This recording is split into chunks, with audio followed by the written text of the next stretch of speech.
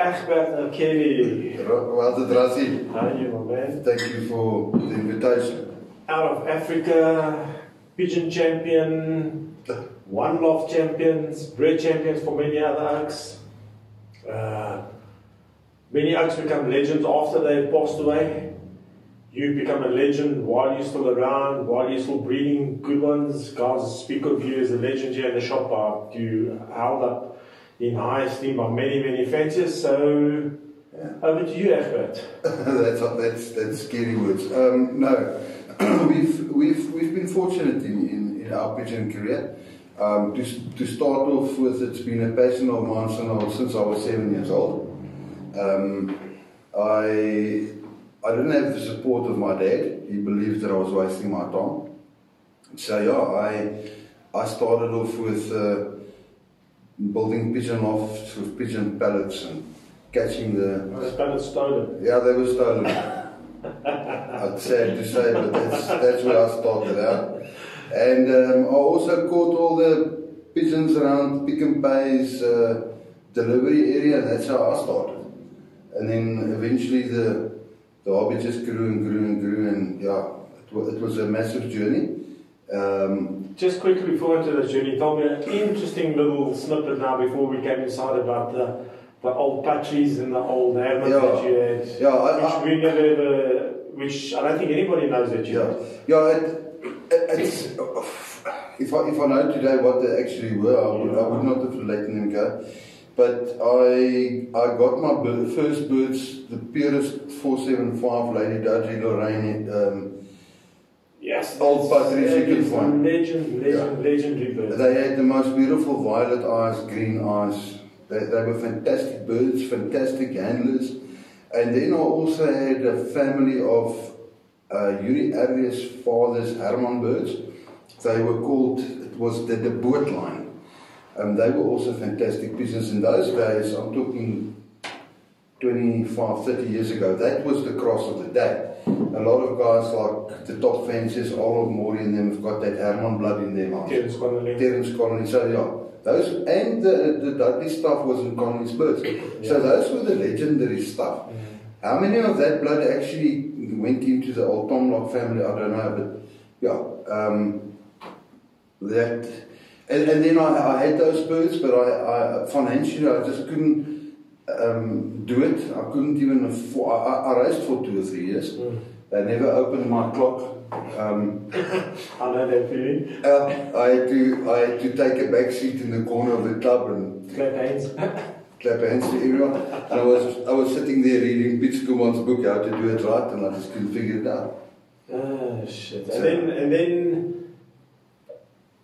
It sounds like it was a long road, but... It was, actually. Yeah, from there to there, but I mean, to the out of Africa success, from when I met you, it seemed like instant success, because immediately you were one of the top, you were the top guy to beat. Yes, what really happened was in 2003, I decided to buy a house and to put up lofts, because at that stage I was financially better off, and I could afford to start doing things right. So So when you say right, explain that to us first. Yes. Let's start with my beginnings. I went onto the internet and I studied race lofts all over the world. To me, let's start firstly. If you want to raise pigeons successfully, my suggestion would be, don't start with the pigeons, buy the house in the right location. Are you serious? Yes. Are you serious about location? Yes. Remember, explain that to me, because other guys are not going to agree with you there. I don't care. I've been through it. Okay. I started my racing career in Springs while racing in the GPU. But you were successful there? Only in the young birds. In the old birds, I couldn't touch signs. I would take multiple union winners in the young bird side, move them to the old bird side, and they will still be late. The draw of old birds are so heavy that you can never compete out of the wrong direction. Youngsters are stupid. And that's where I became the champion in the wrong spot in Springs in the Union. I singled up them twice a day. I did massive work with them. My young birds were at Race Point, Winburg, 7 times before the first race. Yeah. I singled up them from the first race point. That's it. Okay? So by the time the first race comes, my birds were there 7 times. They were sorted. They were, I mean, can you imagine you now trying to compete against me? My birds have been at that race point 7 times. It's been singled up on that race point 7 times. Yours had maybe, if it was lucky, was released 100 k's before race point before the first. Yes, before the You can't compete against that type of effort. That's the first thing. But those birds are smarter, they are wiser, they are fitter, everything. So yes, but with the old bird tends to just flock together. They become lazy. The older they get, the worse they get. Streetwise. Yeah. So you know, and I know, for 4 years in the Springs Club, I tried to win the union points. I couldn't touch it. I won the young bird points. I wouldn't say you couldn't touch it. You were right up there. I won the middle distance points, but overall, yes, you can never compete overall. But you did. You were up there. I was up there, but what's up there? There's a big difference. Up there's competitive. But I just want to say, you were up there compared to guys who you say living in the channel, the so-called channel. You beat them. Yes. I never could beat the guys in the right spot. The 10, 15 guys ahead of me were all in the... There's a golden highway running from Boksburg to Alberton. That's the area and through to Benoni. That's the line there. So you've got to be in that line. And I studied it. I actually got the pin locations of every single loft in the GPU. Pinpointed, and I worked it out and I said, that's where I've got to go and buy.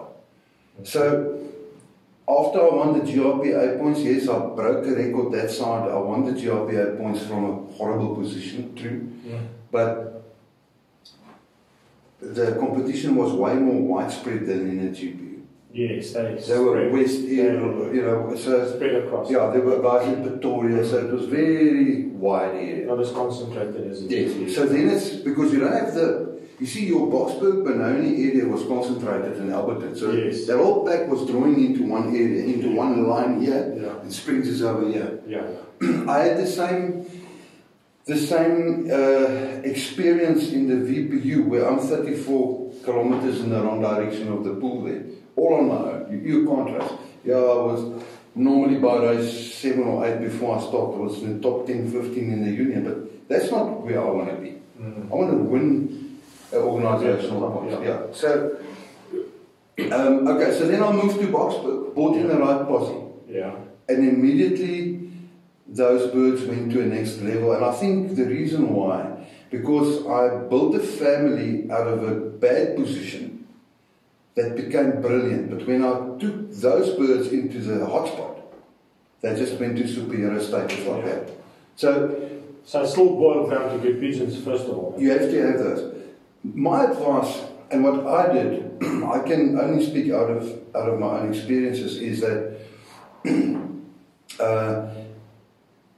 those days in Springs, while I was a struggling fancier, I actually started doing research. Who was the top guys? So I said, okay, the top guy is Tom Locke, XYZ. What are they racing? So I started asking around. And the answer basically came to the Tom Locks. Those were the birds. So one day I saw an article in the SA Post, Uncle Tom is selling children of his number 1 and 2 pairs, 80 and 100k pair. I went to buy those birds, a handful. I spent a fortune those years, but I paired those up to the Van Rijnkloeks, the Sierense and the closing pigeons, and from the first year I became a champion. The very first year. The first year I was serious racing pigeons. I was second in the Vet, in the Urf. And that was the first and the last time I was second. From there, for 15 seasons in a row, I was either Urf, GRPA or GPU champion. In 15 seasons, we never missed one race on the sheets in an organisation.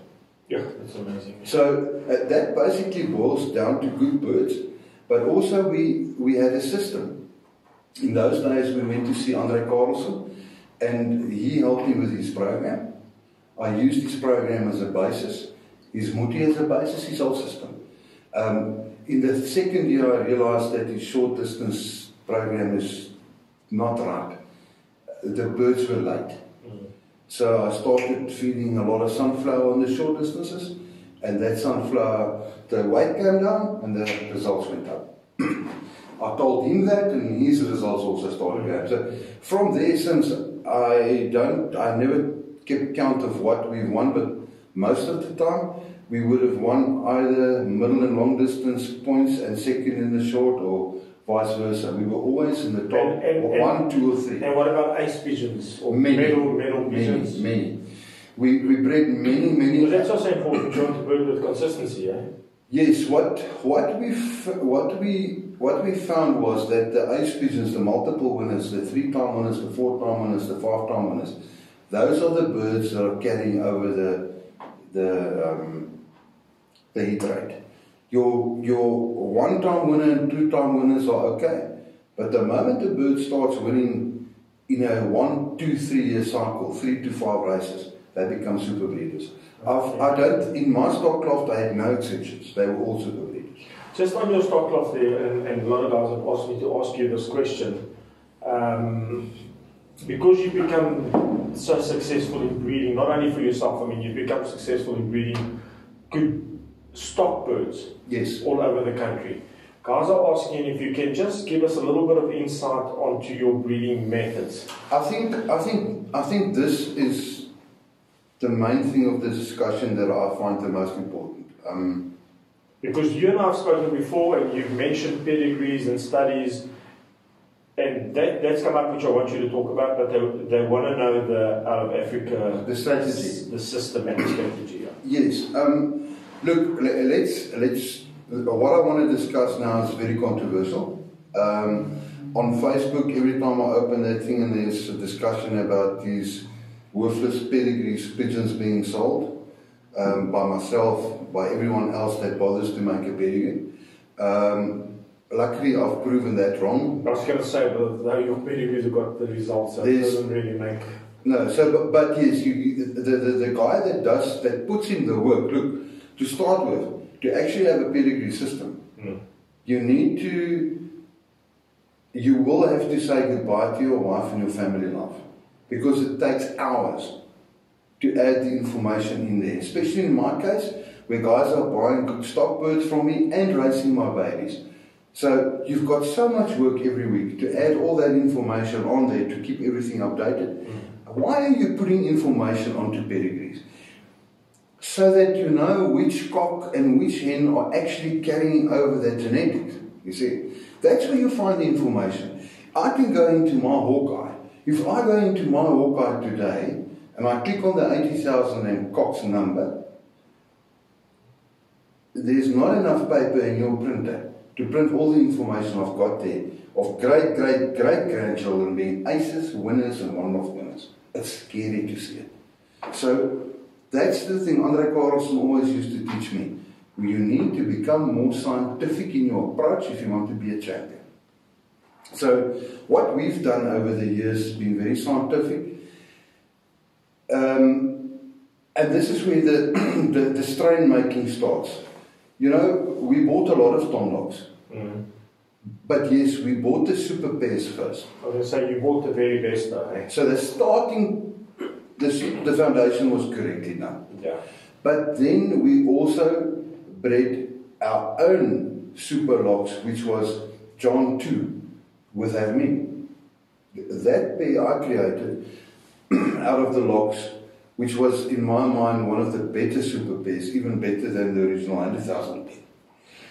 Where I stand today in my stock loft, I believe that my stock I've built up over the years have been tested. Okay? Big difference. The son, the daughter, the son, the daughter. So by the time they start breeding winners for my clients, double winners and triple winners, the moment that cock arrives, and I've got a cock there, last year in the first nest, I bred 4 babies, 6 wins out of the 4 babies for 2 different clients. 2 cocks for one guy, 2 for the other guy. Immediately I took that cock now and bred a round of 8 babies for stock out of him. Why? He's a 2021 cock, first in stock. He breeds 7 winners, 4 babies. 7 wins, 4 babies. That is being identified now as a future foundation cock. So I start focusing on that super breeding cock and breed a lot of birds out of him to start testing his children as early as I can. So without racing them? Without racing them. Okay. The best pigeons I've sold in my whole life never saw a race basket. I bred them specifically for stock, but they are bred out of proven breeders with proven breeders, etc. And I use a line breeding strategy. So that's what I've been asked to ask you. Yes. So what I do, line breeding or inbreeding, what is your explanation of a line bred and an explanation of an inbred, and how do you go about using those? I do two things. In my stock loft, my families are, the tomlocks I keep pure. So with the tomlocks, I keep 2 lines running, right? I will take, for instance, okay, they're far away now already, but they're even better than they've ever been. So I would start off with taking the best son of the 80 pair, mated to the best granddaughter of the 80 pair. Then I'll breed. So do you call that line breeding? Line breeding. Okay. Line breeding means you line breed to a cock or a hen. Okay. Depending on what, I believe that the hen lines are the foundation, they're the strain makers. When you go into history, you look at Tom Locke. Tom Locke's foundation pigeon was a hen. 4875, then 157, then 4862. It just keeps on carrying on. Now in my loft, 08816, 15749, all those super breeding sisters. So that the hen line keeps on running through the loft. When you look at the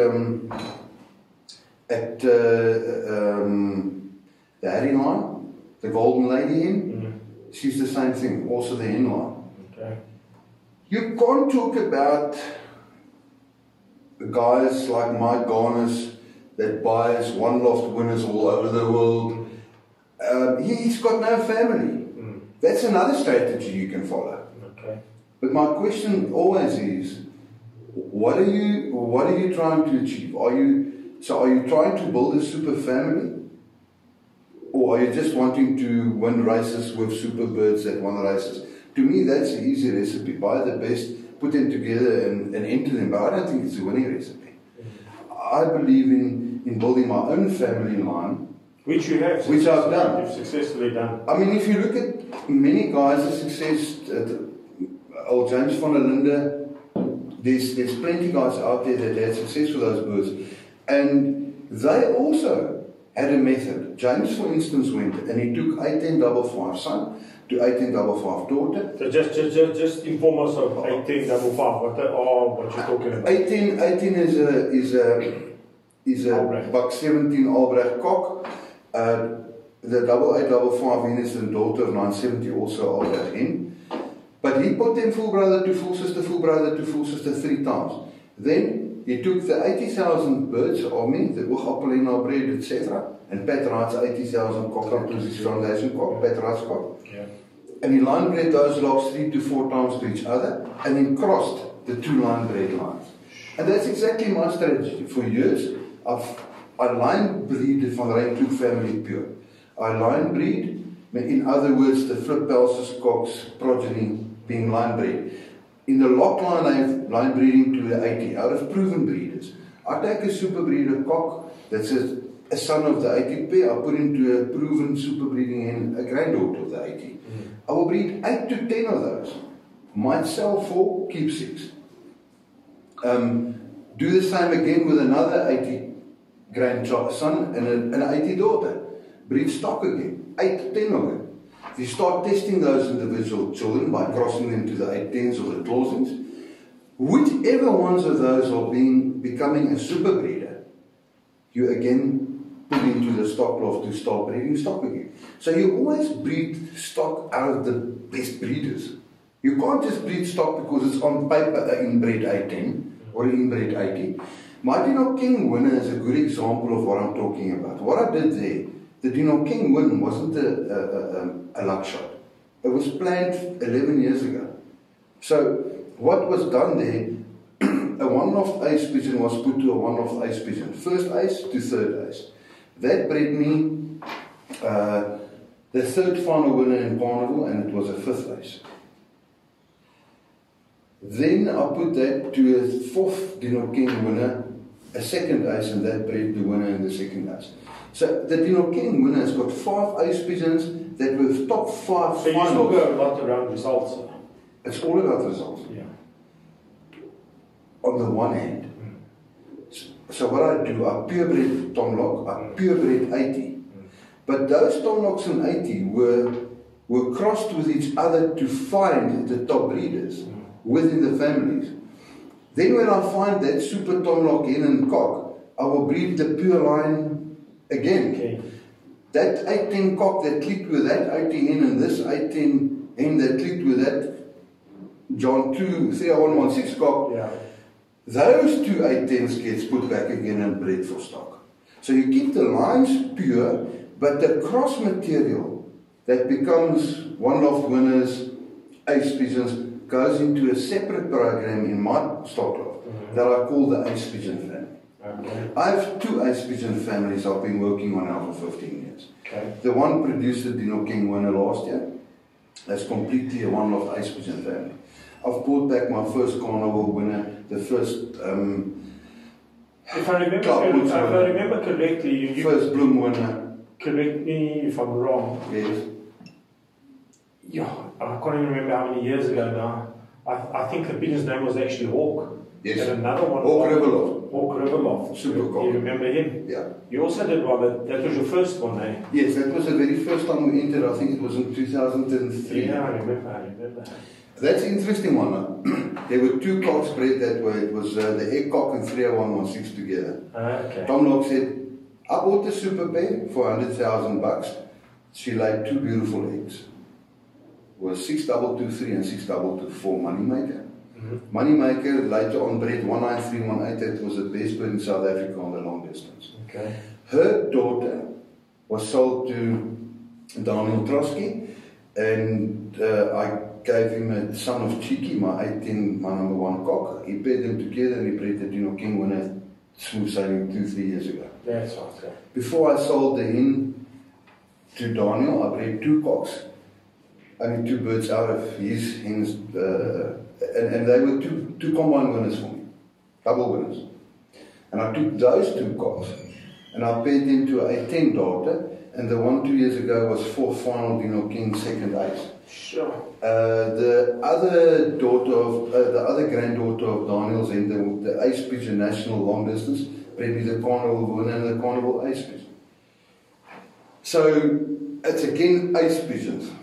So that's why I'm talking about 2 things. I have building a one-off ace pigeon because I bought all my one-off winners back, except unfortunately the Sapper winner. And did you get it? Harry Wilson got that, and Nice. good luck to him. It's in the right hands. Yeah. Good fancy, eh? Good fancy, and I believe it will be a game changer for Harry. Would love to speak to him one day about that cock. Him and I must really sit down and chat about We'll actually get yeah.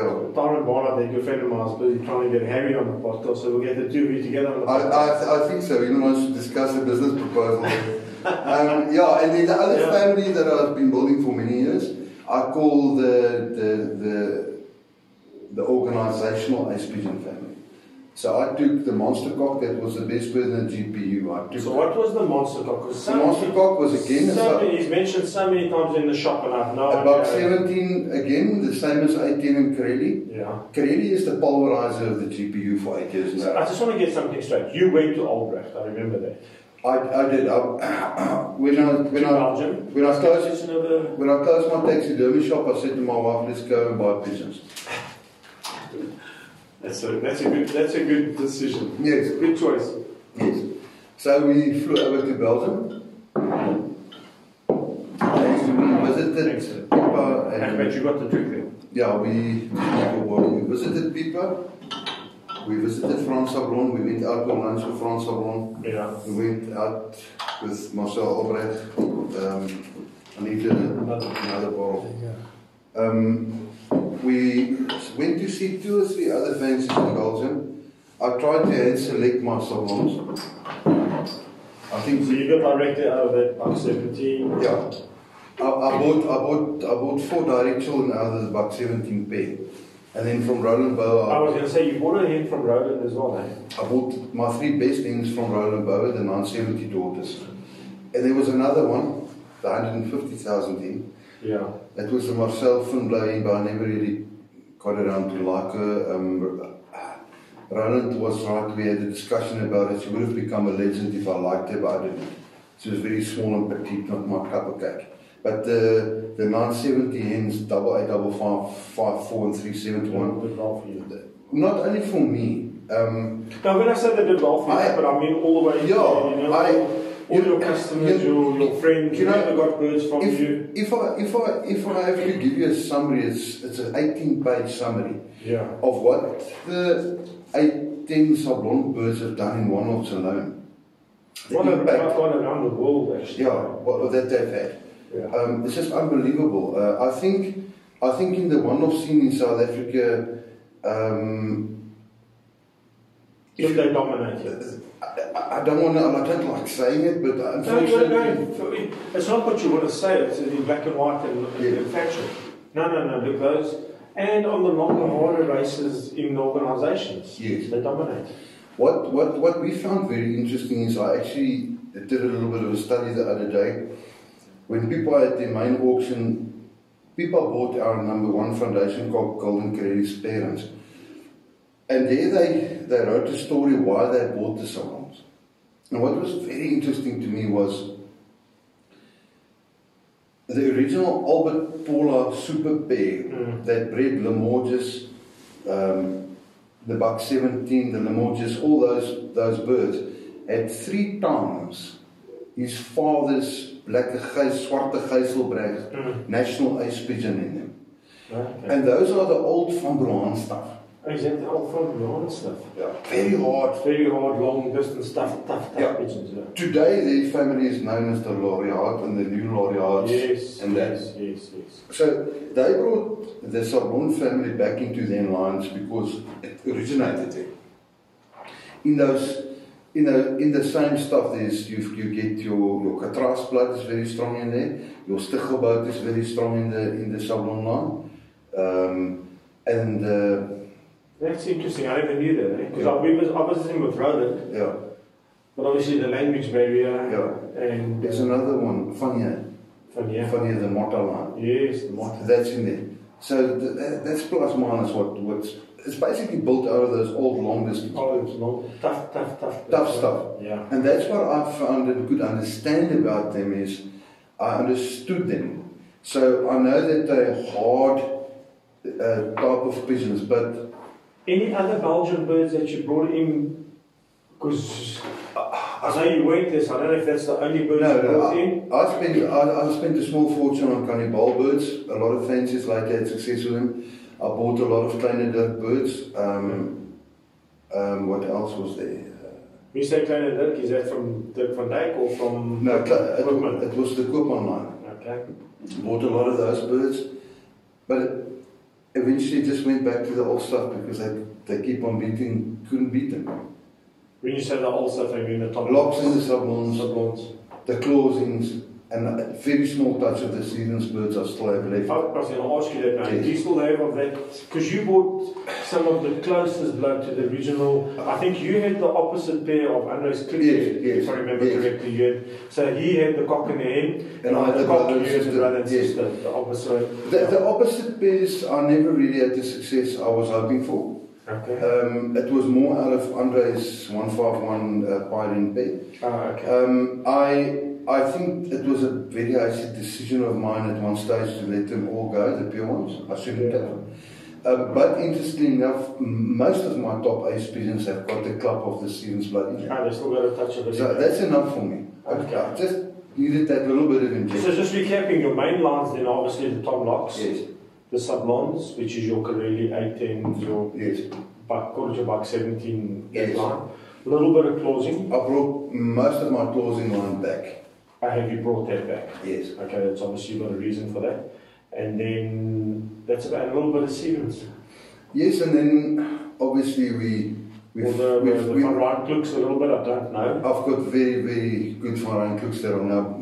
I'm rejuvenating the stock lot. So I'm breeding a bunch of absolute purebreds. which I will put into single pens and test them. So I will give one guy, if a guy orders 50 babies from me, I'll give him 10 for free out of the crosses. To start testing them. And that's what I do. I test them before I really get serious with breeding them. Okay. And then we also followed the flavour of the day and bought some kittles and best kittles. Tell us a little bit about that now. I don't. You say flavour of the day, but they've been very successful. They have, yes. You know, John and Barney, Henry Annandale, if you look at some of the one-offs all over the world, they've been there. Yeah. I see now on the Thailand final, the first ace and the first grand average ace are also on the one side, there's kittle inbreds. Oh, is it? Yeah. So, yes. So tell us a bit about yours then. I try to avoid spending my wife's inheritance when I die by staying away from the kittles and the best kittles, because it's not a cheap exercise to get hold of the right ones. But yeah, I eventually bit the bullet. I'm too competitive to ignore them. You don't have to tell me that. I've learned against you. Wasn't it? So I just felt what actually turned my thoughts on those was I read an article of Atskar Larkins, and it's one of the smartest oaks in the pigeon sport. He loves provocation, he loves stirring the pot. He stirs, eh? Yeah. I follow him quite a bit, he stirs a lot. I actually started thinking to start my own podcast series by stirring the South African pot, because You think we need it? I think there's a lot of things in this country going wrong that needs to be stirred up, but let's not go there today. No. Not on your show. Yeah, so the one thing that he said was that if you want to improve your stock loft, and I think we're all there, the first thing you need to do is sell off your stock. Yeah. We all have too many business. Yeah. And the second thing he said was to bring speed into your long distance birds.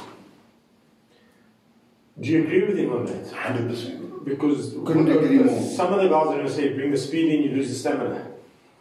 If you know what you're doing, you're going to pulverize pigeon eyes. Do you understand what I mean? Guys are going to say, you bring in the speed, but the stamina they're going to burn out. No. On the 400 Ks, they're going to be ahead, come to 800, they've died out.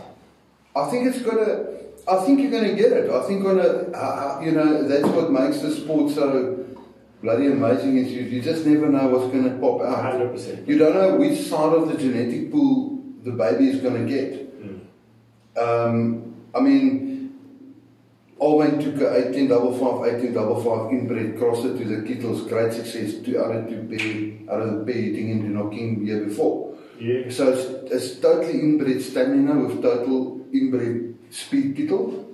Wham! They were top 10 in the ace pigeons, those birds.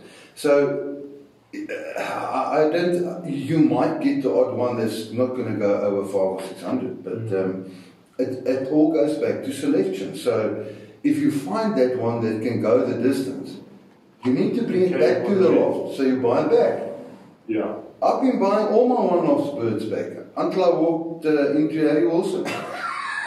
I don't want to compete on the auction side with old Harry. No, I think we'll leave it to... Yeah, then I've got to... You can't leave it to anyone. Yeah, then I've got to sell out my whole stud and I still won't make it. But anyway, so you've got to bring the right one back in to build it. It's all about building a line. If you ask me today, Russell,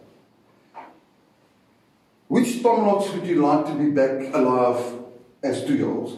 You know what the answer will be? No. So you believe you've improved them? I've bred them better than they've ever been. Yeah, you see, that's that. So I believe what you say is true, but what I believe is that there are only a handful of guys that can do that.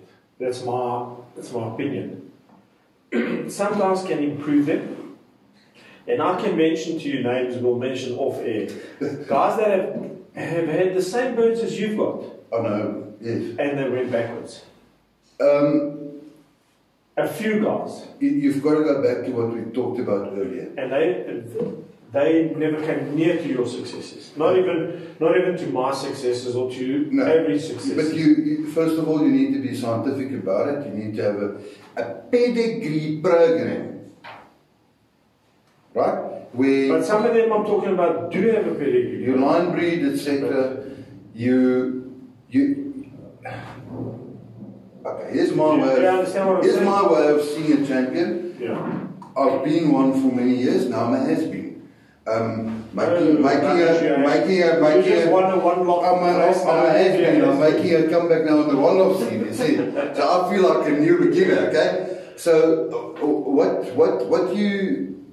the way I see it is, how to explain this nicely. You've got to be very selective of what you start building your family around. I was lucky to use the super breeder, so I started with the 80 pair. But we're gonna disagree there now. Okay, tell me. There are guys. Yeah. They've even stopped racing today. They bought super pair birds before you bought super pair birds. Before you. They do not have one of, some of them have stopped racing, they do not even have one of that progeny in their line. Then they were never true strain makers. Well, that's you're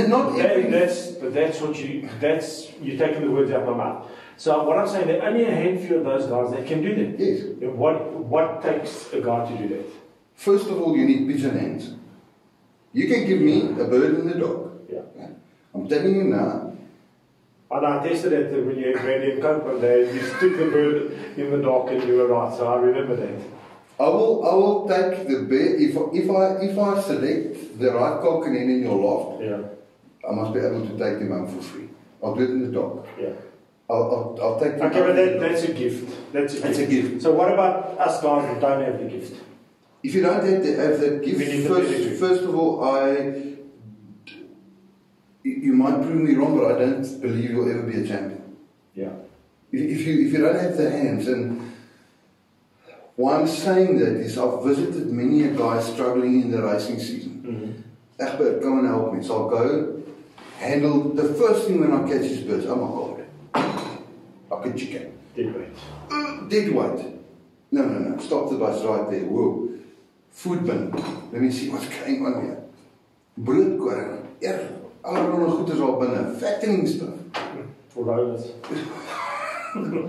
They can't even walk around on the grass, never mind fly in the air. Sure. So you've got to understand how you become a successful pigeon fancier when you handle your bird on a Monday and on a Wednesday. Take it in the hand, you know. The weight is right, the buoyancy is right, the feathers are soft. I think that word's so important, that buoyancy. The mouth, the throat is right, everything is right. And the most important thing, when you find the secret recipe, you must be consistent in what you do. A routine every day of the week. And Harry Wilson also said that in his interview the other day. Yeah. You find a program that works for you, and you just finely tune it, fine-tune it. Don't go drastic. If you go 3 or 4 minutes late, don't go and run to Civil Pets and Pigeon Harper and buy 10,000. Okay, go and buy 10,000 and worth of booty. Don't use it all at once. It's all up. That's better. That's better. Oh, so just, I might just slip that out there. Fill up the basket, but just slowly. Don't overdo it. Don't overdo it. Just stay consistent in what you do week after week. A routine is one of the most important things I found in my racing career. Yeah. When I break that routine, if I don't open up the birds at 7 o'clock, I don't feel comfortable. It just breaks their routine. Their tummies gets all their car. And they don't need form, eh? They don't need form. So routine is of the utmost importance. Yeah. To be honest, I always enjoyed racing birds. I loved it. But if I had the option to only breed, I don't think I would have ever raced. Because I'm a lazy bugger. I hate standing up early in the morning. To me, the breeding of a bird is my passion. I love it.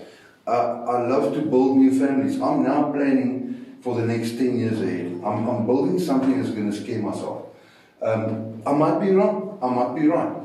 But I'm building towards something that's got multiple ace pigeons in it that I believe can race from the first race to the last race in any type of circumstances.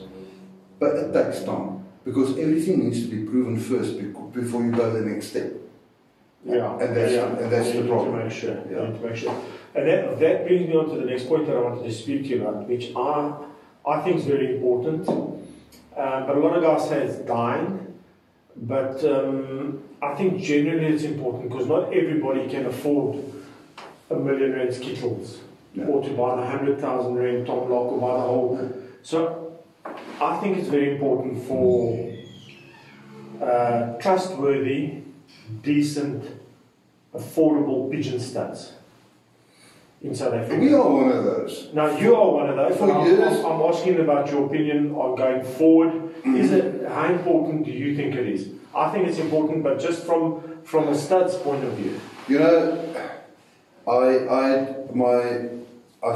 closed down my internet site many years, 4 or 5 years ago, and I started a little WhatsApp group a year before COVID. And even on Pietri's website and even on Top Pigeon a few weeks ago, we've been offering Tom Locks, and there's currently some of the best Tom Locks in South Africa on that site for 1,500, and lot 1 and 2 are both on $1,500. I couldn't buy that quality from Tom Lock for under $2,000. No. So you know, everyone is saying it's getting more expensive. Correct. I've worked out the way I do things in my stud.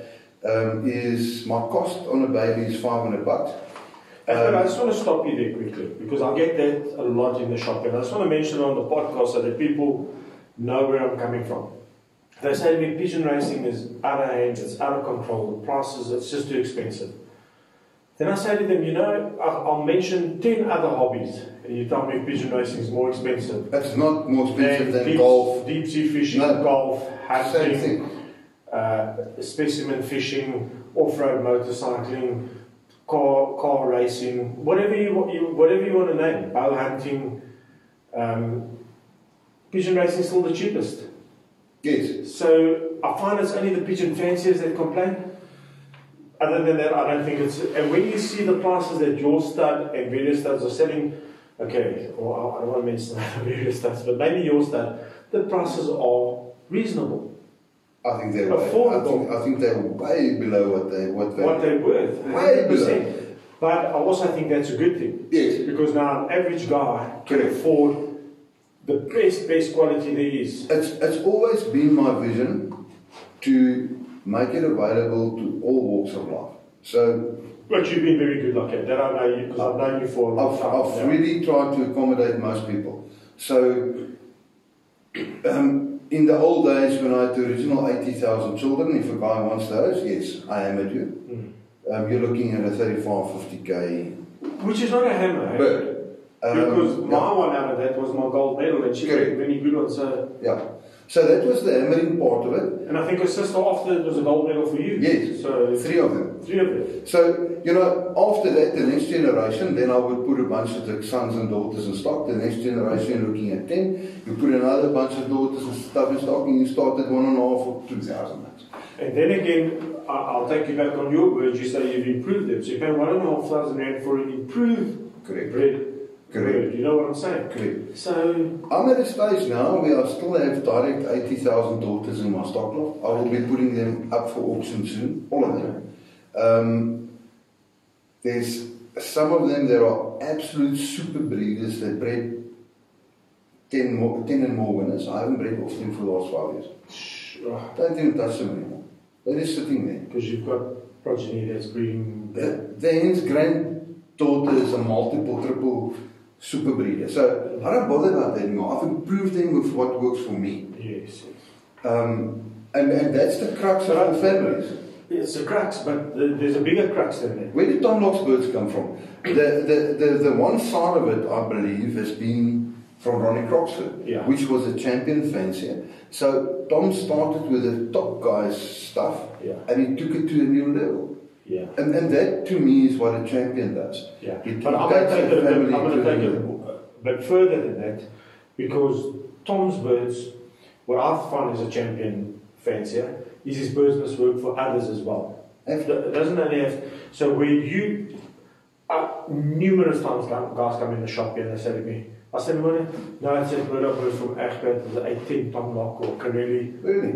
Oh, thousands of times. I never hear it. Ask them to give me some feedback as well. No. I think you're exaggerating. So that's, no, not at all. And that's important because it doesn't help your birds work only for you. No. I mean, some guys do. The birds work on their system and Yes. they don't, and they don't work for anyone else. So I think that's very important. That's got to be the main aim. Is and that only happens when you work with superior birds, and again I say superior birds in my opinion are ace pigeon birds, best in organisation on the middle distance, 5-time winner, double union winner. Yeah, that's so when you start building families around that, sure. that's when you go next level. Yeah. They will fly for anybody. You know, in the old days when you had a winner, you put it to stock immediately. The last 10 years of my racing career, I sold all my winners. Yeah. It wasn't good enough. Yeah. I kept my 4-time winner and my 5-time winner and my ace pigeon. Yeah. I even sold 3-time winners because they weren't an ace pigeon. A 3-time winner wasn't good enough to go to stock. So your level, you've got to, yes, you determine your own level of performance. Yeah. To summarize it very shortly is, I bought 200 Simlongs. Cost me a small fortune. 200? 200. So I selected every one of those. Okay. I ended up with 8 that became the foundation breeders out of 200. But, listen carefully. I sold cocks that bred 12 winners, 14 winners, 11 winners, 9 winners, plenty, and hens. But they weren't next level. Explain that next, because that, to me that's a high level. So No, it's not good enough. No, it's not good enough. So what did you judge? For instance, that cock that bred says 16 winners. I'm a pigeon stud, so I will breed 4 races out of it. Right, it's 2 rounds, and I'll breed another 2 rounds of stock. I will sell all 4 years children of stock to guys. I will recommend them to guys. Listen, this cock is a super breeder. Buy this. So I know where they're going, and I'll sit and wait for feedback. Next year, I will turn it around. Only 2 for races for friends, and I will breed 8 for stock and sell them. After the second year, in the third year, if I don't get any feedback, it's not producing. I will also keep... Maybe you should phone me first. Maybe I'll keep 4 birds in my own stock, test them myself. Yeah. If nothing comes from it after 3 years, I sell it. 8, 10 double 5s, I sold 5. 2 years later, the same guys were begging me for more. Immediately I knew. There we go. I remember the Corelli cock devastated the GPU for 4 years or 5 years when I was on my own. When Peter Hartman and I joined and I bred all the birds, we killed it again for 3 years. Then the year after, Jaco said, give me the round. So he won it. So for 9 years, 1 cock, Golden Corelli's progeny, won everything in this union. So you build a family around that. That's what you do. But he was crossed obviously with... Only lots. Okay. It was the 08816 daughter of the 80 pair, double union winner self-made. Because Monet, you know Monet? Monet's got Monet's got some good ones. He's got a 6-time winner there, out of my family. Yes, Monet's got... 5069 is a number. Yes, he's bred a fantastic little family. He's got going there. So that Corelli lockline. Yeah. Yes, he's done very well. Yeah. So, you see... He swapped some birds with Jaco. Jaco, yes. I actually bred Jaco some races that year, and then he won the points. But then in the race loft, Jaco bred him a baby out of 2 races. That's right. And that baby, 5069, went along, became 2nd ace, 4th ace, I don't know, I think it's a 6-time winner by now. Yeah, 6-time, and the cock is a 5-time winner. Yeah. It's unbelievable. Yeah. And I'm talking about union wins. Yes. But that's a major cross there. You've got the Bloemfontein final winner in there, it's 8-10 for Rentloek. Okay. You've got 08816, the click end of the Corelli in there. You've got Corelli in there. You've got the The best bird in the Union short distance when I was racing here, 17912 is in there. And yeah, locks. So it's basically all the old stuff that we used to race in the Union, just back in there. Okay. With a cross of the 810 lock lines. Yeah. Okay. So a little bit of a mixture, but it's basically sublime lock. Good well, eh? Yeah. It really is done very well. Yes, it's always been good to us. Yeah. Just getting back, if you can just tell us a little bit about, we delved off the point a bit about the kittles and the best kittles that you brought in. What sort of lines, what's your plan for them? Yeah. Are they available to guys looking for birds next year, or when are they available? It's always difficult to bring in a line. And why did you decide on those? I think the worldwide performance of those birds are just new level. And the other reason mainly is because one day when I'm big and old, and well, I'm already big and old, but I want to compete in Africa Pro on a high level. Ah, okay. But you know, do you think you're ready for that yet? No, I'm very far away from that. But 2-3 years. Africa Pro is a fantastic race, but I studied it. My type of birds that are winning the one-offs at the moment needs more distance. So you have yes, and what I like about Africa Pro, the prize money is spread over different options. Yeah. You've got a lot of money on the shorts, in the middle, and the long, and the final. Yeah, so you've got a chance everywhere. The final is a little bit added to short for my type of bird. Okay. So I need speed. I need to add Vuma there. I need to put some petrol behind the engine. Okay. So it's going to take me 3-4 years to figure it out. It's not going to happen soon. So that's your plan? Yes. And then availability of those birds to guys? Okay, what I've done is in the game? I've just weaned my first 20 kittle and best kittles. I've got a brilliant family of best kittles that I imported. They are all children and grandchildren of Cristiano, of Andreas Drapa. That cock of his breeding first, fourth and fifth best bird in Germany. Great fancy of that. Yeah, so, you know, we're starting off, and that's always what I try to do. I don't buy blindly into a family. I was looking for that best kittle. I can't afford a direct best kittle son. It's too big time for me. And I don't want to buy one bird for a lot of money. I'd rather try and buy a little bit more birds for a lot of money, because what's the chance you buy one and it's going to work? Yeah, with more you want more. Yes. Shots, yeah. So I always go for volume when I buy into a family. Always go for volume when I buy into a family. I bought, I think, 14 of the best kittles, but out of that cock. Yeah. It's either his son's, grandson's, granddaughters, that line. Him specifically, because he's a breeder. And the kittles? The kittles I've done I've brought in very well bred ones. How good they're going to be, we'll never know. It's basically line bred to kittle, grapple, and the new kittle, as pure as you can get.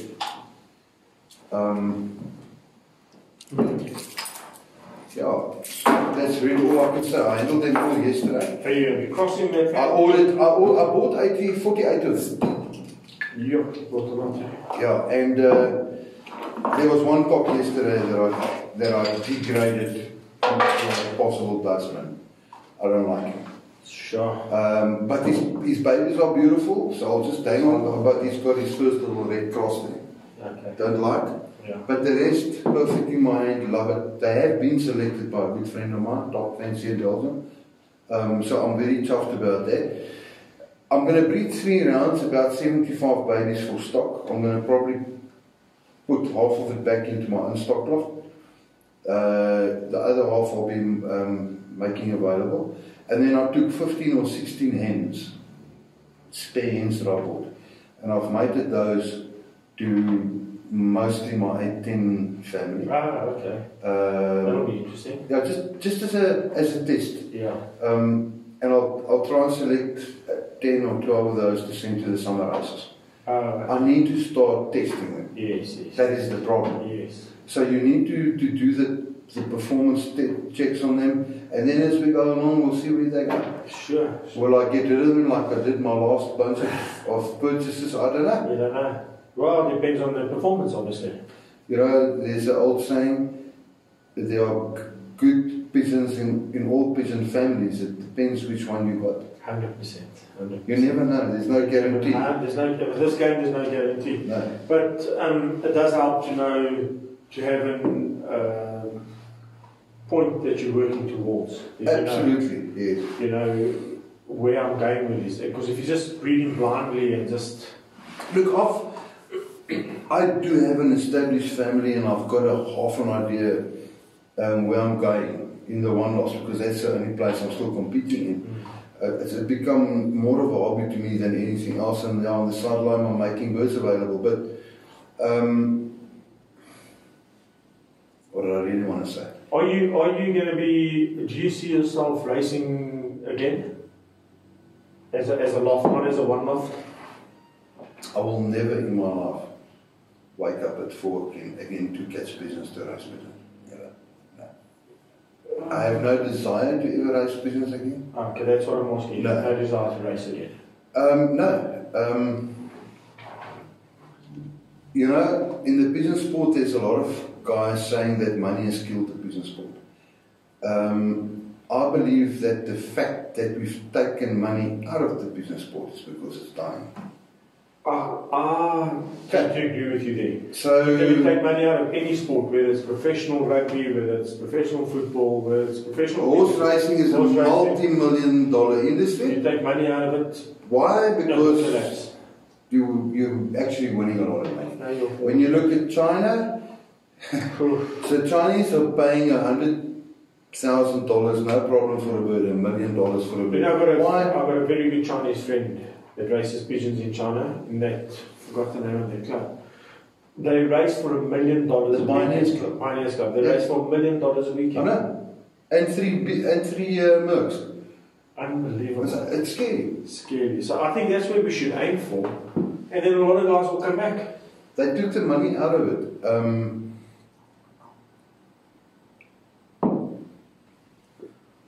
That's my opinion, but it's... But let's not go there. That's a discussion for another. That's a discussion for another. And it's a lot of. That's where I'm going to be stirring the pot on my own podcast. You know, you take money out of anything that goes down. If I can just quickly touch on that. A very, very good friend of yours and mine, Mr. Roland Bauer, which we know brought in some of the very best birds ever into this country. Yep. For many years. Had it not been for him, I wouldn't have had my success. Tom Locke wouldn't have had his. This guy wouldn't have had. Yeah. A lot of guys down the line wouldn't have had their successes. Yeah. So why would we want to kill that? Had Alvin not brought in some of the best kittles, exactly, it wouldn't have happened. It wouldn't have gone down the line again. Yeah. Had Egbert O'Kelly not bought some of the best Tom Locks, they wouldn't have gone down the line again. Or the sublons. Or the sublon. Or, yeah. You know, I can mention a few guys. There's a lot of guys that brought in very good birds. Yes. So, do we want to stop those guys with money from bringing in the birds because they got money, and let's stop the sport and let's go backwards? That's my opinion. No, money will be the saviour of the sport, and unfortunately it's not going to be in the organisations, it will be in the one-lots. Yeah. The future of pigeon racing in South Africa is one-lots. If you don't gear yourself up to compete there, there will not be enough people to do. You know, So you think there's not a way to save the game? Years ago I was co-opted by the union. They said to me, Egbert, come and help us, let's save the sport. Let's go to schools, let's go and do some talks. So I did. I went to my high school, my old high school in Springs. But you banned it? No. So I went to see. I went to see the headmaster in the primary school, great buddy of mine, and the high school. They had those 4 days where the kids talk about their future, what they're going to study, doctors and all that. So I went there to have a talk about pigeon racing. Yeah. And the first thing, the father asked me, there was one boy that would have loved to race. So the father asked me, okay, Sit down, tell me. What is it? Because my son is driving me up the walls with this, he wants to become a pigeon fancier. So I said, okay. How much is a loft going to cost? So I give him that. Immediately, I could see, what? Clock. What? Petrol. Tossing. Food. Stock. The guy said, you know what? I can't afford to give my son 5 grand a month to raise pigeons. And that's the problem. Any guy that tells me it's costing him less than 5,000 a month at the top level. I mean, I used to spend, in the old days when diesel was cheap, 10,000 a month tossing birds. It'll be now 16,000. So that's where I went along and said, you know what? For me, my diesel account, my medicine account, and I have to keep, I'm keeping a very big stud of pigeons to provide to my pigeon community blood. So I'm keeping 4 times as much as you do. Yeah. So my cost is way higher. But I said, you know what? It cost me 200,000 rand a year to raise pigeons. I'd rather take it and plow it into the one lofts. 40 there, 50 there, 80 there, whatever. The beauty of that is 10 there, 10 there, 10 there, 10 there. I have 7 races a weekend. Yeah, you do. For my 200,000 I used to spend in the GPU club, I got 2 races, an old bird and a young bird race. Now for my 200k, I've got 7 races. That's a big difference. Yeah, true. When I win the union points, what do I get? I'll tell you what I got. I got tested every single basketing day.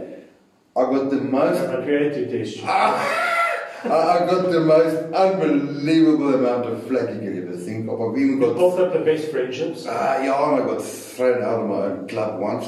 But anyway, that's the type of stuff that happens when you fly at the top. But that's what breaks the sport, though, don't you think? Of course it does. You've got to work around that. Yeah. So, because not everybody starts off in the one-lofts. They've got to start racing at home and from there. Yes. You agree with me? I think the most guys in the pigeon sport that are successful have started getting themselves and entering into one-offs. Yeah, that's true. I think somewhere along the line we'll probably need a more cheaper type of one-off to accommodate guys that can't afford, because again, you know, the one-off started off, I'll never forget, the Herman of Carnival had a 300 rand race. Fantastic race that, because you could see. Herman's done well. Yes, he's done well. And he's probably the most experienced. Of course. One-off. Absolutely, absolutely. Yeah. Most knowledgeable. Most knowledgeable guy. You know, so it was affordable, so you could send 40 over there to get them tested in the one-off. Yeah. It was a great testing ground. Yeah. Okay, then again, the smaller fancy would complain, the big guys are sending 100. Guys are sending 100. Yeah. And I can only raise 3. But you're never going to please everybody. You can never please everybody. Yeah. So I think there's a little bit of an opening somewhere for cheap one-off. Yeah. But the problem is, when you try and run a cheap one-off, it's not going to survive. Because it's expensive to run a one-off. It's expensive, and also the guys don't get that recognition.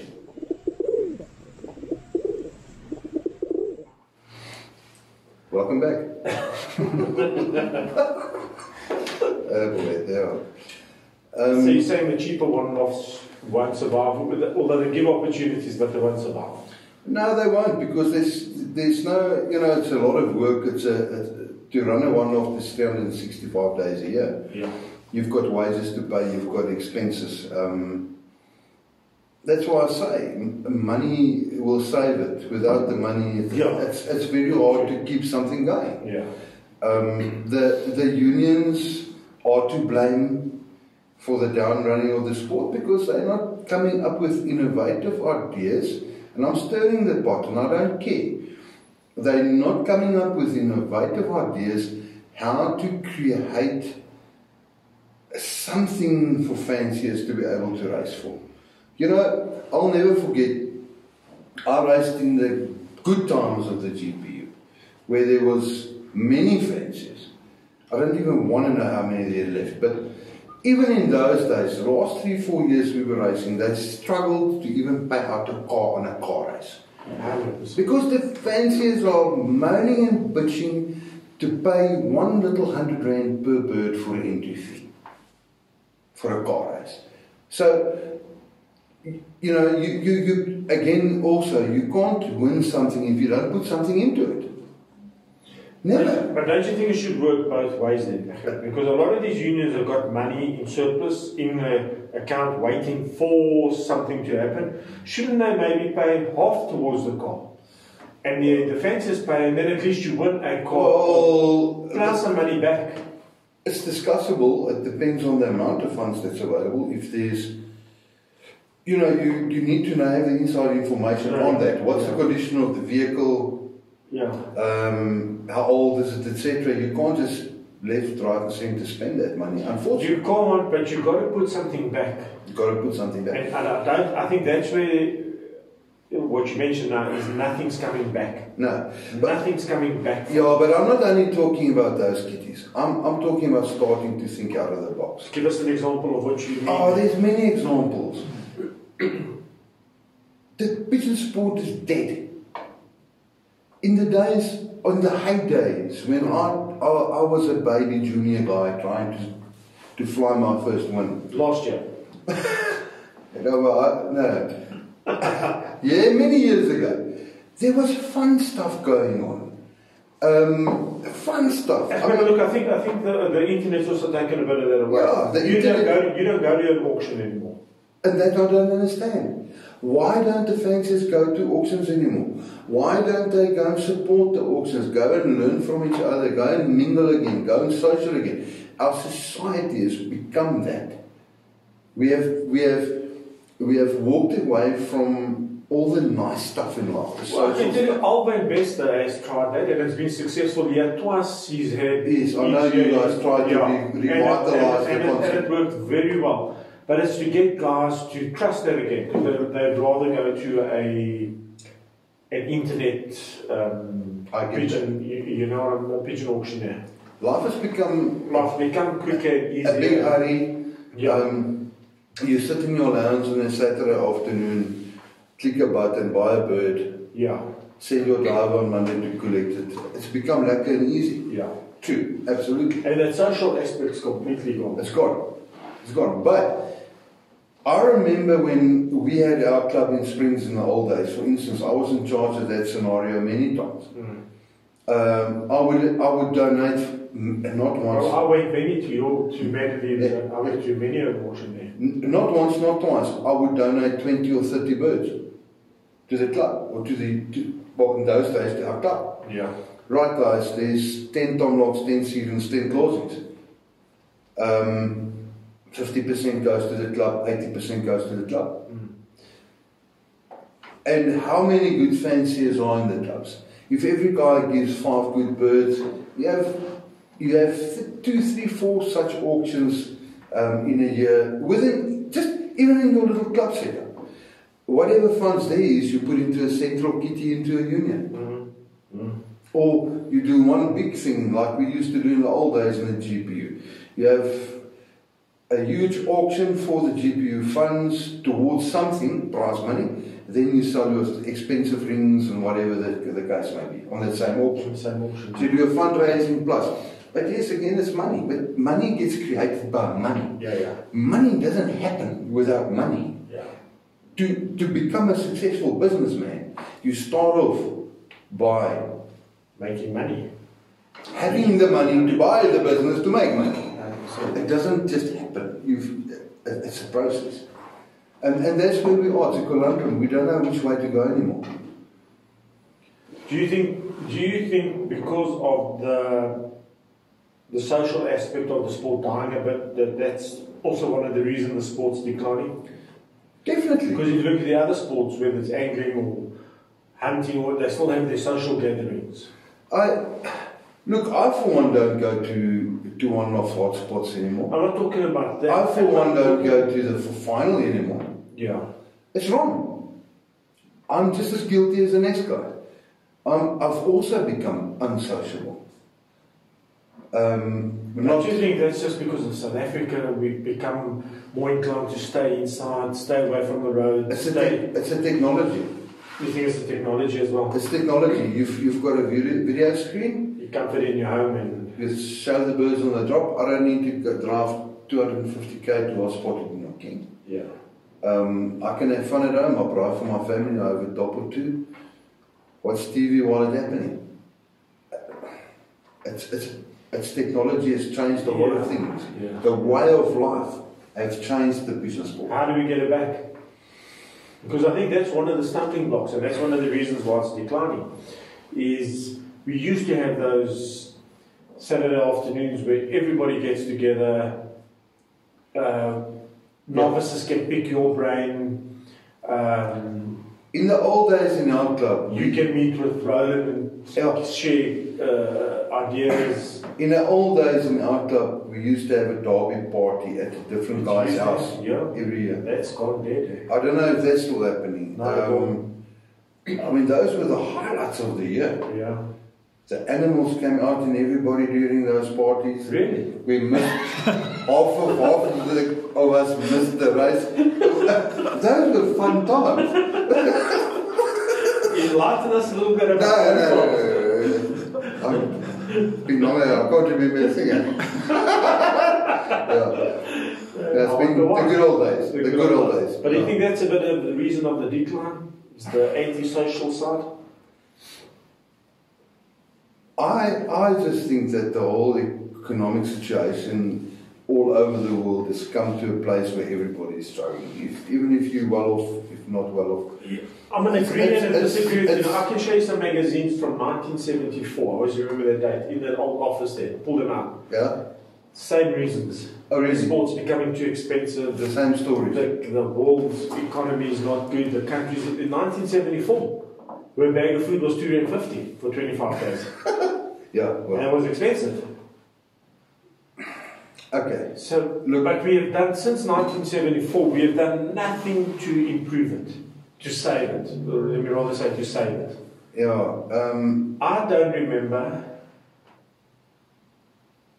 maybe you can help me, I've been racing for over 30 years. I don't remember any of my union leaders doing anything grassroots level to save the sport. The only time I've heard about it, we had a podcast with Rob and Rona not too long ago, which will be airing. When will that be airing? Today. Today. So that is today. Today's date is the 16th. What is today's date? Check the date there for me. Sorry. No, that's fine. Anyway, carry on then. Anyway. 19th. The 19th today. And yeah. So a few weeks ago we had Rob and Rona here. Yeah. Let's get I'm done. No, well, cool. Okay. And that's the old And carry on. when you have two people like Rob and Rona here, and you hear the work that they put in the background, I mean, no one hears that. And that needs to be heard so that absolutely, so that some more examples can be set. I know. Actually, I was actually a receiver on the receiving end of when you gave birds away, and I'm talking about quality birds. right. When was this? When you just bought the Carlson pigeons and they were at Carnival City. Oh yeah. I remember. You gave me a pair. Yeah. And people don't know about that, but those are little things that grow the sport. Like Rob and Rona put in a hell of a lot of it. Yourself, I know you've done things that you obviously you don't talk about, and I think more of those things need to come to the fore so that people know, not to make you a star, make Rob and Rona a star, but these are people that are doing groundwork to I think there are many guys in the scenes. I've seen a guy on Facebook recently. I can't remember his name, but they're running around trying to get clocks and organise clocks. Yeah.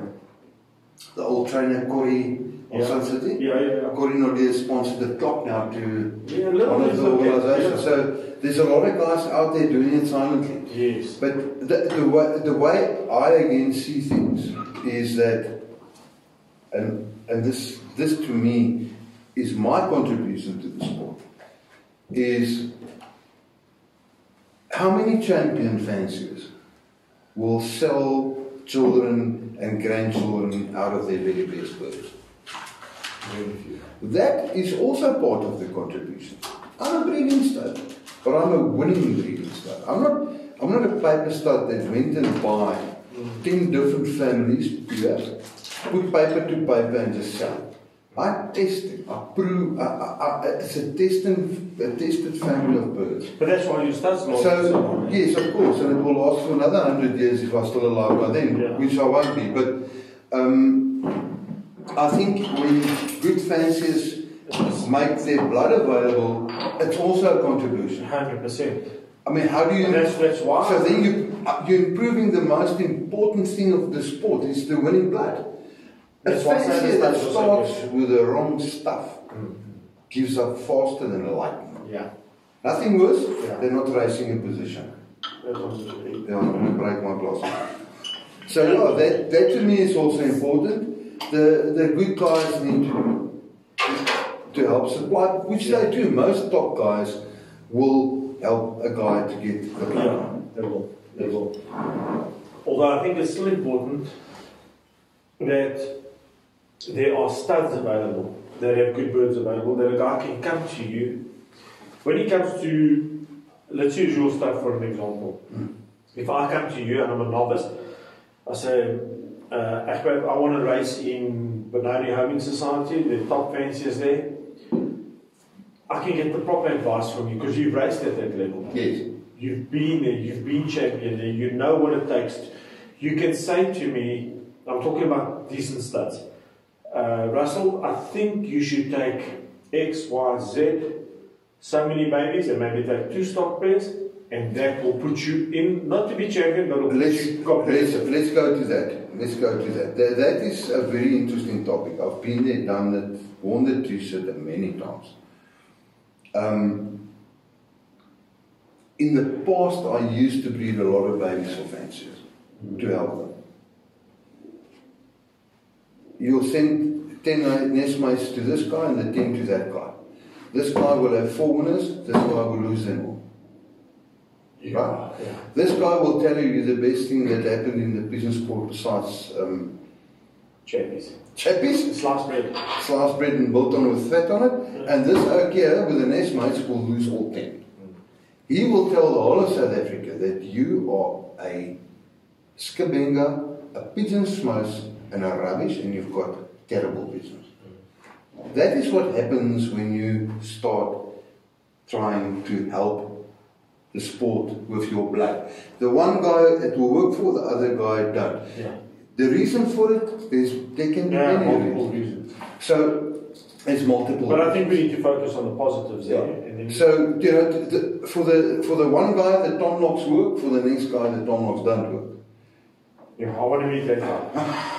Oh, there's many out there. There was a guy on Facebook the other day. They said some family is horrible, and then one guy chipped in and said, "I like the tom locks." I didn't comment, but yeah. So I don't know. But remember, we said every family has got good ones. It depends which one you got. So he might have bought 4 or 5 of them, and they didn't But work. you know, I've got 7 birds from Tom Lock. Well, you know, I've got 7. I was a novice. I wonder if there was a dud in those. 7 in the top 11 in the union in best birds. Gold, silver, 7 in the top 11. Mind-blowing stuff. How The gold medal was the 80 pair, the silver was the barring click pair. The 4th was 80,000 again. You know, I've still got progeny in my stock lot. Some of my best breeders are in the 2 birds. Isn't it? Yeah. 17509 is the Cox number. It was bred where you put the gold medal to the silver medal. Yeah. Way back. Yeah. But they're still breeders. Yeah. So, yeah, for me that's difficult to believe because I first-hand experience. I remember you used to phone me on a Saturday. That was fun, eh? Yeah. Good old days. The disappointment when you're late or early. Yeah. And some of those Saturdays we had spent Fridays together, so it was difficult. The sun did not respect us. No, not, yeah. So it was, but the birds were champion, eh? Really, Tom's birds. So I haven't really met anybody who's knocked his birds or the Sablon birds. I think there's a guy or two that hasn't had success. It's natural. It is. Every family, for me, putting my reputation out there when I sell pigeons, it's not an easy thing because you can never guarantee anything yourself. Even if you try, you select them, you breed them as best good as you can. There's nobody in this world that's been or ever will be that can breed 10 out of 10 top breeders out of 10 birds. It's impossible. So you will always be criticized when you try and help with your blood. Yeah. But you will always have someone that has success. So you ignore the bad results and you try to build towards the better results. Although you've had a lot of success now. Well, I'm talking about other fancies. Yes. Some. We've been really humble. That we have. There's been one or two good ones. Yeah, very good ones. So there's been some top ones around. And I mean, I raced against Yaku when he raced majority of your birds. And wasn't fun. No. Yeah. And but also say Yaku's a good fancier. Yaku's a great friend of mine. And he's a good fancier. So it takes a bit of both. You can give the guy good birds, and he doesn't do the right things. It also helps when someone knows what they're doing. No, absolutely. That's what guys have got to be coached, I think, the youngsters or the novices, of how to do things properly. There was a stage in my career, even now, when I just gave away my racing program to any guy that asked me. It's very important. It's an open secret. Yeah. I share it with anybody. The problem is, when you race at a very high level, it does cost money. Yeah. I always have a... But Egbert is hunting at a high level, or fishing at a high level, or racing off-road motorbikes at a high level. I see so many guys saying that he's gone out to a total natural system. I'm telling you now, if you think that you can be the union champion for 10 years in a row in the natural system without a drop of medicine, forget it. You must come and prove it to me. It's impossible. What I always say... You always have to use medicine somewhere along the line. And somewhere along the line, something always goes wrong. So you've got to tweak it because they pick it up in the basket. It's either cocci or cancer or a pigeon fly, malaria. Something always goes wrong. And you've got to fix it. Yeah. And it costs money. Yeah. So what I used to do, my strategy was a total preventative program. So I would prevent all those things happening. There's only 7 things that can go wrong in a pigeon. It's cancer, it's cocci, mycoplasma, worms, malaria. Every week I treated for that mildly. So I kept it away. It never happened. It couldn't come out. And if it did come out, it was treated. Yeah. That's why I never missed the union sheet once in 15 years. Not once. Because it's a preventative system. Yeah. I was criticized for it a lot by top guys. You are giving too much medicine. But I never missed the points, and that's why I always won the points. I just want to take you up on that. And the guys may criticize you, but I think they criticize you because you are honest. And a lot of those guys that say, I don't use this and I don't use that, I think they're being very dishonest and very deceitful and misleading novices. Yes, I agree. That's my opinion. I agree. I think it's very wrong to say that. Absolutely. Because they do use medication, yes. and they... That's stirring the pot a bit, Russ, but you're right. No, definitely. No, it's just my opinion. I could be wrong, but I just think that I've raced for over 30 odd years, yes. And I've raced with some of the top fanciers, and every single one of them have used medication. Absolutely. You can't race without it, somewhere along the line. Yeah. It's either preventative like me or before the season treating the whole spectrum 100%. or whatever. Yeah, so I don't buy that. And they say the natural thing, but I always say to them, what's natural about pigeon racing? There's nothing natural. No. We're putting them in baskets, we're sending them out to come home, we're forcing them to breed, we're forcing them on widow, we're forcing them on roundabout, we're forcing them on what to eat, we're forcing them... There's a lot of things happening. What's natural about that? No. Somewhere the bird's immunity is gonna give, and you got to, I'm like you, preventative, and you got to be ready for it, so that when it happens, you survive and you win the race. I'm a preventative guy. And the guys always say, but we're sending birds to the one-lofts. No way. The one-lofts get tested by vets, they get medicated, the birds are sick. So the birds are treated. They are treated. Whether one loft, your loft, my loft, the birds are treated. Absolutely. There was a stage in my racing career when I was actually at the very height of my racing career, where I completely overdosed, in the sense of every year I tried to beat the competition by even more points. So I would add another muti, I would add another bit of power, another pull, another this, another that, where correctly at one stage it started to become ridiculous. It didn't make sense anymore to me what I was doing. The common sense always prevails. But to say it's natural because you want natural immunity, I don't buy into that. No. And in later years I changed my opinion. Even in the stud loft I went and completely stopped medicating the stock pigeons. Stock pigeons and went on to an absolute immunity system type of thing. I lost so many good pigeons. Did you? Yeah, they died like flies. Because they were initially always medicated. Okay. The ones that were susceptible or had that specific problem underlying didn't make it. I lost many super breeding cocks and hens. Sure. And eventually it putted out, and then the ones with the right immunity system started to come through. Interesting, yeah? And it stabilized. Okay. Then Egbert, just to tie up and end off, where do we see Egbert O'Kelly going? Where do we see out of Africa lofts? And then one more thing I want to ask you is the out of Africa on the Vaal. Yes. If fanciers would like to come and stay there, or yes, absolutely. Tell us a bit about that. And where you going when we're out of Africa? Just a little bit quickly on out of Africa on the Vaal. Out of Africa on the Vaal is a venue next to the Vaal River where we have retired. We have 6 or 7 cottages there. We sleep about 26 people. We've had some overseas visitors during the last Sun City race there as well. Okay. Our place is ideally situated for the new Masters loft that Russell has taken over. I highly recommend the loft as well. We are here today to bring our 12 entries to Russell. Yeah, we thank you. And he actually forced me to have a beer with him and have I ever forced you? Yes, many times. Tried to get information out of me and stuff when I'm under the influence, which is very wrong. But yeah, so it's an ideal place for the pigeon fraternity to come and sleep over. We're only about 26 odd k's from the Masters.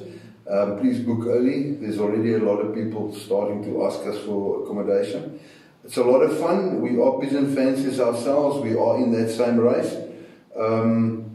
We never cater for guys, but on that specific master final, we do a breakfast in the morning, and then we all go out to the Masters race.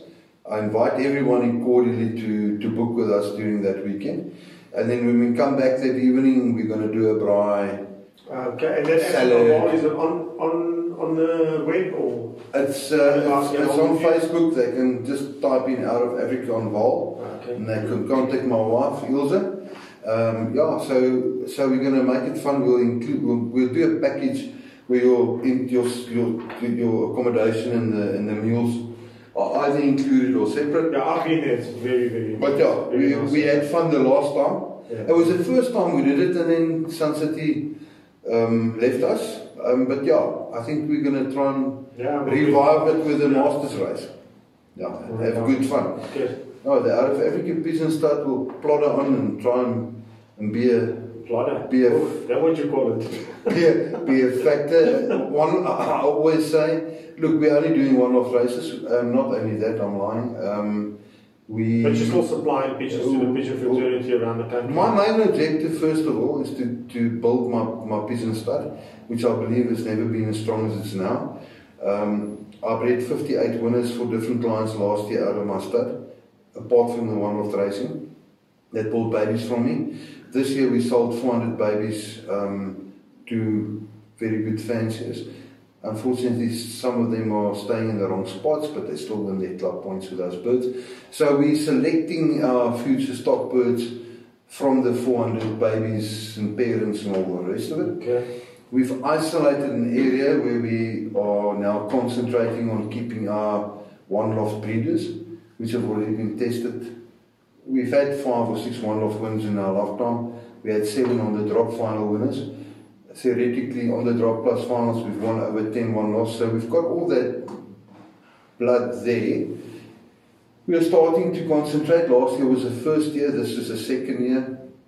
So we're trying to build up something, a family of specifically one-loft orientated birds. I no doubt you'll be successful. Yes, but also we are trying to keep the line spew and make the tomlocks and the sublons better, the closings better, the Varentuks better, brought in the kittles and the best kittles. We'll be providing all of that pure and crossbred during the course of the year. Okay. Yeah. We are planning to have a major auction at the end of August at the river. Ah, very nice. At the venue. It will be a combination. Please keep us posted on that. Yes, it will be a combination of kittle, best of our tomlock, sublon and closing lines. It will be an on-site auction. Fantastic. Plus a live auction. Okay. Like a combo. Yeah. Petri from Top Pigeon will be doing that for us. So, yeah, we're excited about that. We actually want. Just from Best Pigeon. Yes. With Petri Marie from Best Pigeon. Yeah. We're trying to get people to socialise again. That's fantastic. To come and handle something that we feel is our best. To buy something on the internet is fine. I bought 2 again last week on the internet. Yeah, but you got to design. I'm going to buy another one tonight on the internet. But they need to see the birds. I agree with you. And we need to get that back into. We need to try and get it back. Yeah. You know, and yeah, maybe it's a futile exercise. Maybe at the end it will just be a bunch of internet bidders. That's fine with me too. But the social will start. We've got to start somewhere. I'm trying to do that. And you know, by doing that, you give something back. Why? Because you're socializing. You're putting a bunch of food out there. Just have that interaction with each other. Look each other in the eye. Yeah. I agree with you. And chat about stuff. We're asking questions. Ask questions about the birds bred. I can't agree with you more. I remember going to the old Roland Bauer's son. You could speak to Roland and say, and just by the way, we wish Roland all the very best in his health with his recent operation, and he broke his hip and his femur. But Neil, his son, just phoned me or sent a message on the group saying everything seems to be going well. So all the best to you. Yes, absolutely. One of our very good friends. Yep. A legend in the game. Yeah. So, absolutely. So you know, we could go up to him, or we could go up to whoever was selling that day, to Johan Schmidt, and say, hey, what do you think about this bird? Absolutely. And he'll tell you, oh, this is bread there. Remember those? Oh, remember. Hey, I like this bird. Hey, Rolly, come here. Yeah. What do you think? Yeah. You know, it was beautiful days. Yeah. We could call Joe Gams the pigeon whisperer. Hey, Joe, what do you think? Yeah, that's what I'm talking about. Yeah. It's just exchange some ideas. Yeah. I agree with you. That says, this tomlock has got the best wings ever. What do you think? Yeah. I remember going to Melody and I asked you about, you had some Andre Carlson pigeons on auction there, and I said, what about that? And then you told me, someone else is going for that, can't go for him, but this one. Yes, and I picked up a pair there and they bred me excellent birds. Yes. But it's because I was able to go to you. To communicate and ask. What do you think? Yes. You told me I've got the brother and the sister already in, so they're doing well, so it's worth a chance. Go for those. Yes. And I still, Terence was with me. And I said, Terence, Egbert says, oh, these are 2 good ones. Yeah. And Terence is also gone today. Yeah, sad. Him and I used to do a Friday lunch there at very good friend of mine, the golf club in Alberton. Old Malvern guy. Yeah, very good friend of mine. Yeah, shame. So Egbert, so that's where Out of Africa is going in the future. You invite guys to Out of Africa on Val. They can get hold of your wife on Facebook. Yep. And then guys can get hold of you on Facebook, or you've got a website if they want to buy birds from you and see what the stand's up to. We offer our birds on Best Pigeon Auctions website. Okay. That's our go-to place. Yeah. We are going to revive our own website again. Okay. but it's going to take a big effort because I need to take new photos of all the stock and all of that. Yes. We're planning to put on a lot of articles, a lot of advice for beginners. That's the little bit we can do. Yes. What do you do off season, like we did in the old days on the website? Yeah. At this time of the year, what are you supposed to be doing? Yes, very most important time of the year. Yeah. So when the feathering starts, when this starts, when that starts, we're going to start adding some articles on a monthly to a weekly basis. Okay. But yeah, it's all time consuming, but we'll get there. We'll get there. Now, Egbert, thank you very much for Awesome. coming. Thank you so much. We're going to do this again. Yeah, absolutely. Okay. Thank you. How great it was, and thank you guys.